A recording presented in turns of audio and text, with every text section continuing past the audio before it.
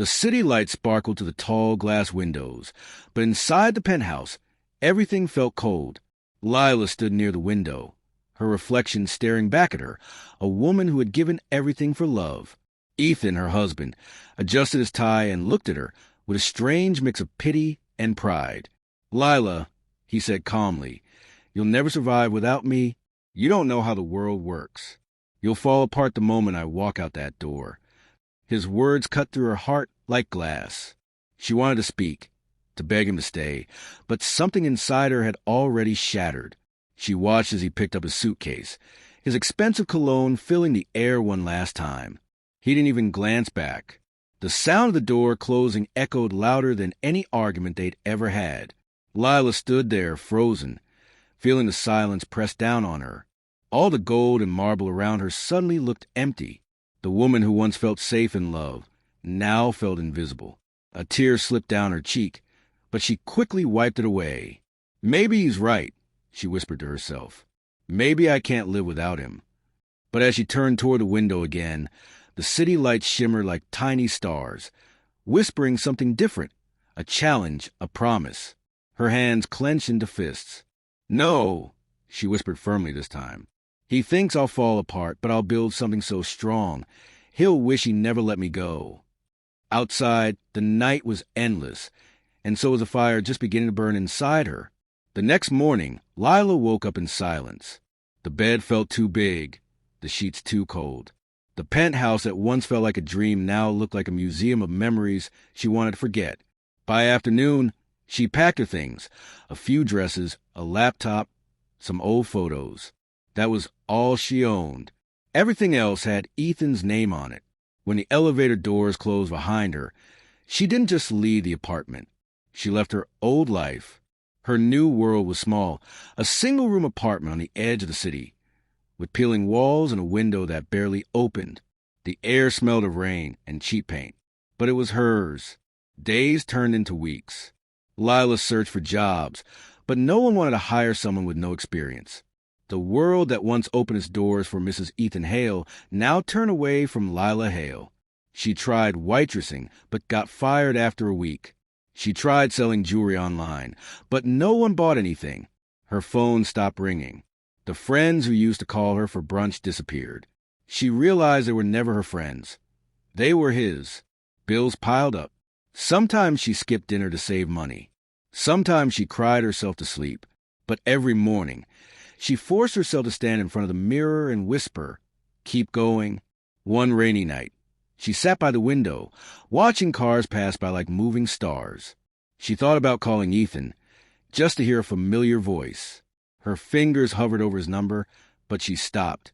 "No," she whispered. "I can't go back." She looked around the small, broken apartment and took a deep breath. Maybe this wasn't the end. Maybe this was the beginning.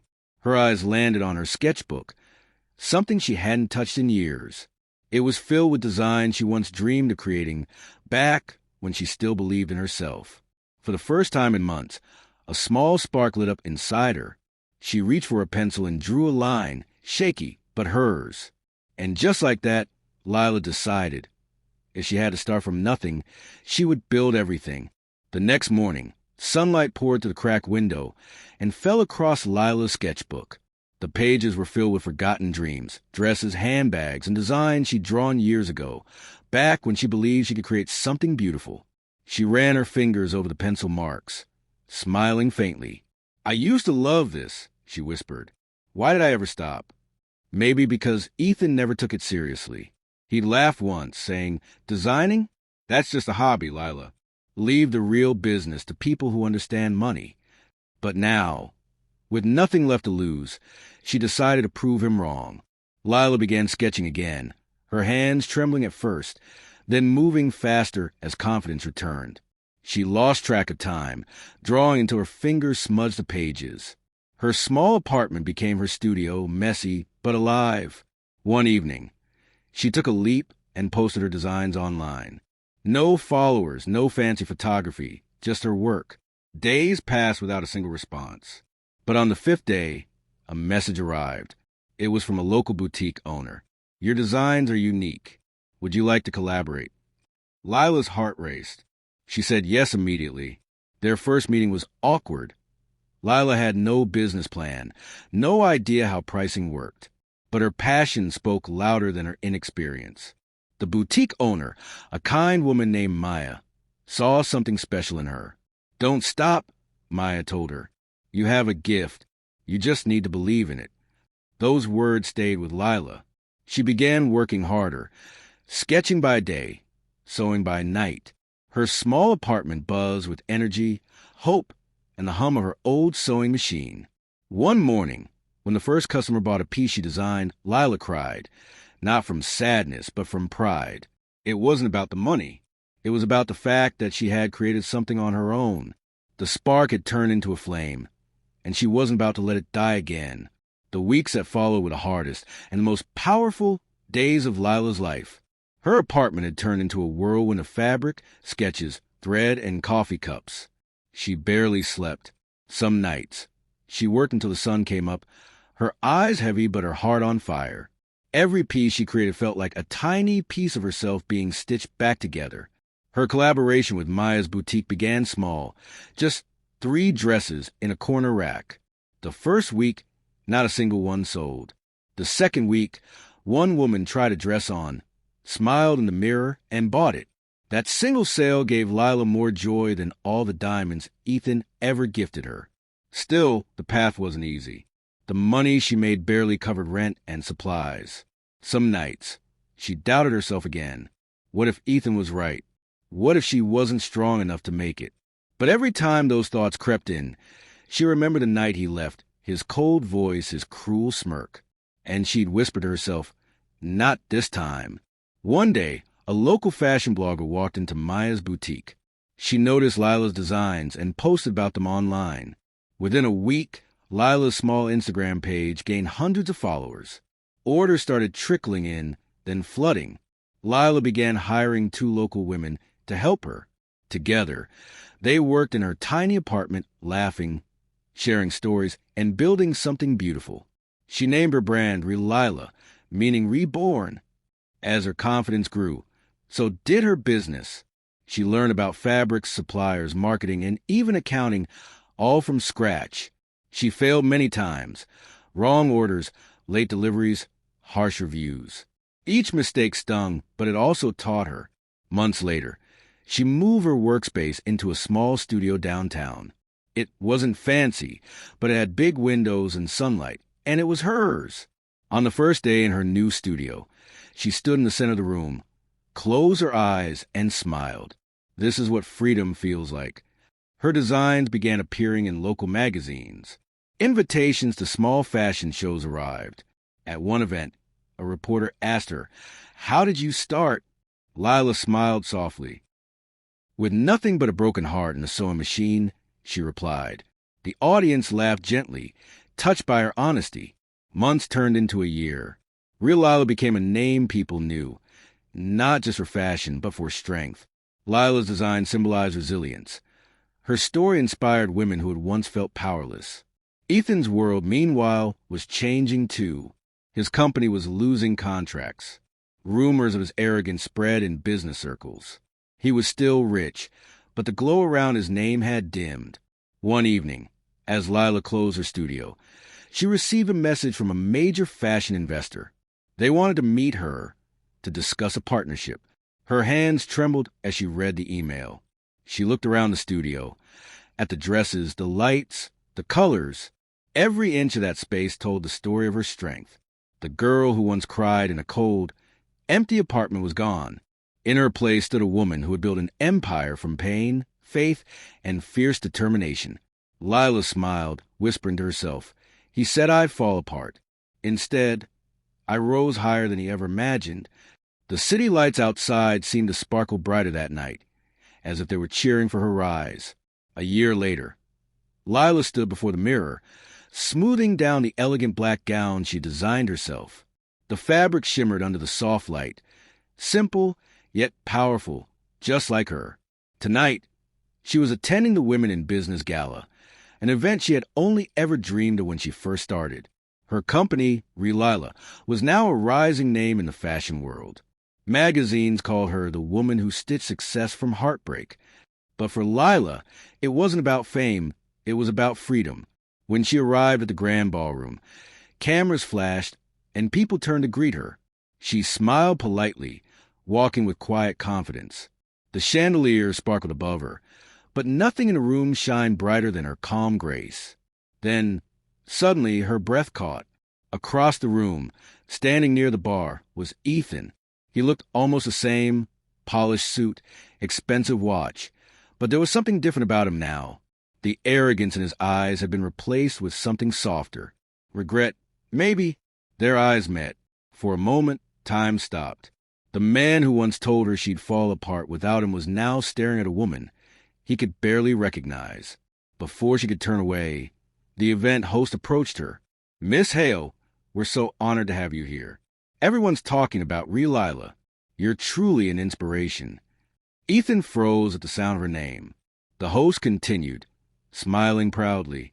"Ladies and gentlemen, this is Lila Hale, the founder and creative director of one of the fastest-growing fashion brands in the country."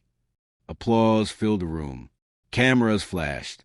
Ethan just stood there, silent, watching the woman he once underestimated being celebrated by everyone around him.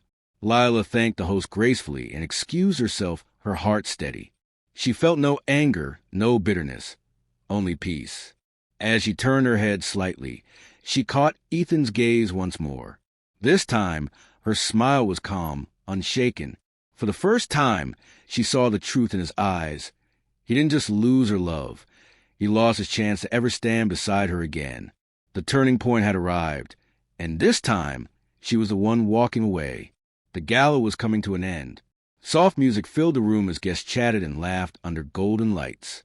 Lila stood near the balcony, sipping a glass of sparkling water, the cool night breeze brushing against her face. She had made it. The girl who once had nothing was now a woman the world admired.